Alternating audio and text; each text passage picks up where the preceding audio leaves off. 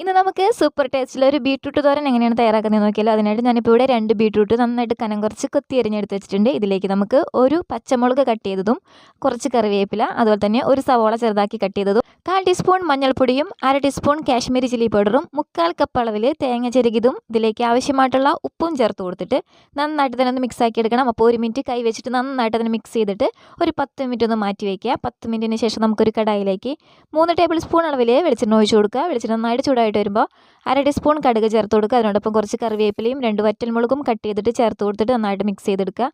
ഇനി ഇതിലേക്ക് നമ്മൾ എടുത്ത് വെച്ചിരിക്കുന്ന ബീട്രൂട്ട് ചേർത്ത് കൊടുത്തിട്ട് എല്ലാം കൂടിയിട്ട് നന്നായിട്ട് മിക്സ് ചെയ്തതിന് ശേഷം ലോ ഫ്ലെയിമിൽ അടച്ച് വെച്ചിട്ട് ഒരു 10 മിനിറ്റ് ഒന്ന് കുക്ക് ചെയ്തെടുക്കുക. ഓരോ മിനിറ്റ് കൂടുമ്പോഴും ഇളക്കിയിട്ട് കൊടുക്കാനായിട്ട് മറന്നു പോകരുത്. 10 മിനിറ്റ് ശേഷം നമുക്കിതൊന്ന് തുറന്ന് വെച്ചിട്ട് നന്നായിട്ട് തന്നെ ഒന്ന് ഇളക്കി ഡ്രൈ ആക്കി എടുത്താൽ മാത്രം മതി. നമ്മുടെ സൂപ്പർ ടേസ്റ്റിലുള്ള ബീട്രൂട്ട് തോരൻ ഇവിടെ തയ്യാറായിട്ടുണ്ട്.